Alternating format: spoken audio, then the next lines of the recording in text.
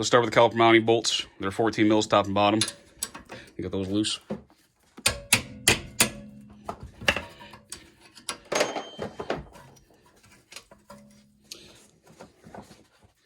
You can pry the caliper off the pads now. And now you're going to see the piston. This is the type of piston you have to spin back in with a tool, special tool. It's got those little notches there. So the cheapest way to do that is with one of these cubes. You just find the notches that line up and fit the piston, or the best that you can. And then you can twist this in clockwise.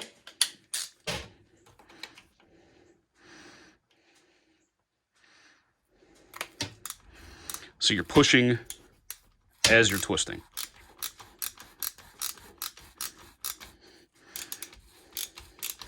And you'll know it's all the way in when it's flush with that rubber boot. Now we can go to the caliper bracket bolts, which are back here also. They're also 14 mils.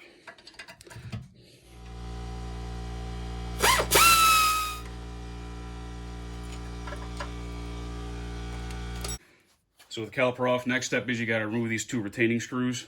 These are number 3 Phillips. The best way to do that is with a handheld impact screwdriver. So you're going to put the screw tip in. You're going to apply pressure counterclockwise. So I'm twisting this with my hand this way. And you strike it with a hammer. And that's going to start loosening that screw. This one has 2.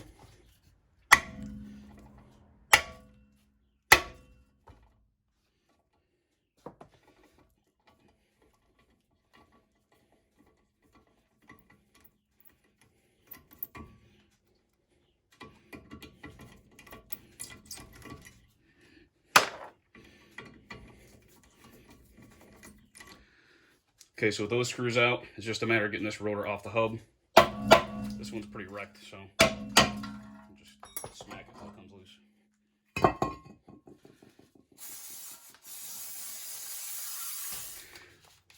It's a good idea to put a little anti-seize behind the rotor where it meets the hub. It'll let you make sure you can get it off next time. Now you can slide the rotor back on. You can line up where those screws came from. And now you can use the impact screwdriver just to twist them back on, just because I happen to have it handy. But you don't need the impact. You don't need to use the impact function to put them back on. They don't have to be quite that tight.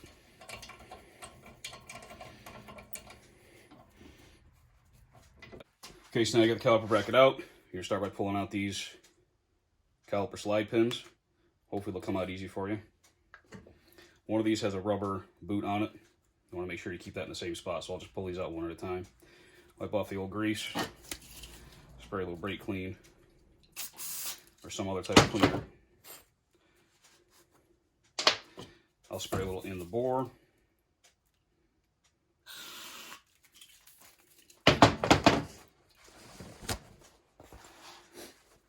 And I'll actually try and get most of the old grease out of there too.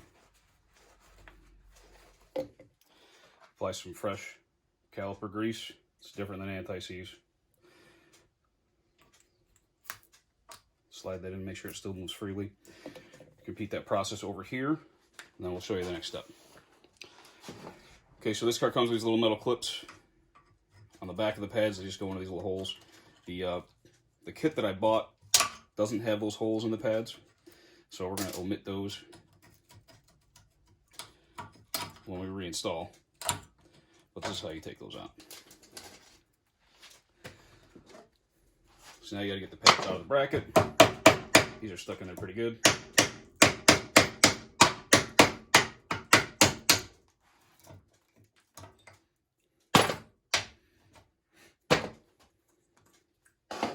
rid of these little clips.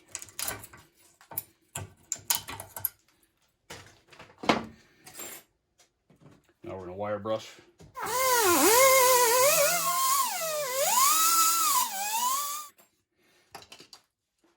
Now you can click on the new clips. Might need a little tap. Get these ones in place. It's a little bit of a tight fit for whatever reason.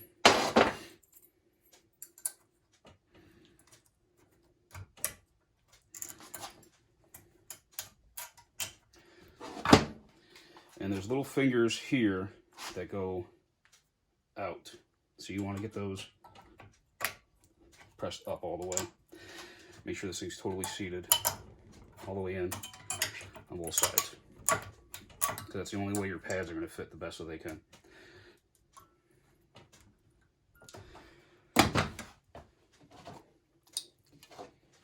One of these pads will have a feeler on it. It's like a warning, lets you know when they're low.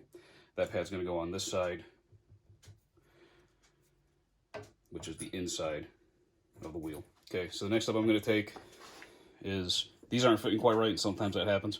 I'm going to grind a slight amount off these ears, a tiny bit, maybe a millimeter around, to make sure they can slide in here, and they'll be snug, but not actually binding.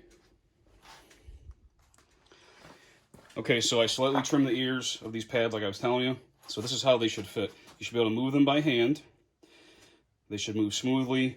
They shouldn't be sticking on either side, but they should still be firm enough that they hold themselves in place. You shouldn't have, you know, any real slop or play in them.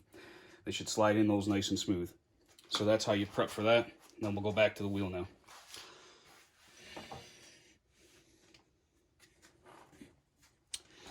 Okay, so now we got the bracket back on. We'll put the pads on now. Use just a little bit of caliper grease. Same stuff we used on the pins. Go on these ears. That's going to help these ears slide a little bit better. Hopefully they don't bind up like they did before we took them off. So now you can put the pad in like this. At an angle first. Press in a little bit, so those ears engage, and then it'll sit flat like that. Then you can see again, you can move this pad a little, and it moves freely, but it still has some tension in there that'll hold it on. Now, this one with the ear, the little feeler, is the one that goes on the back. Do the same thing, little caliper grease, insert the pad the same way.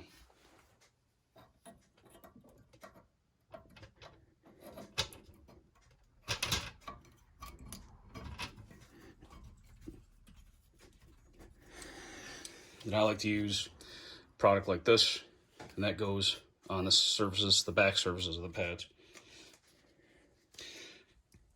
This helps reduce any brake noise, helps reduce squealing, rattling.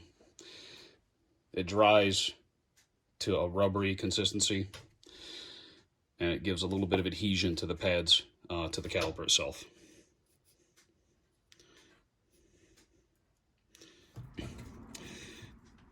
Now we can slide the caliper on. Get your caliper bolts reattached and tightened. The only thing you don't want to forget is when you start the car, you want to pump the brakes a couple times, because we just pressed those caliper pistons all the way in.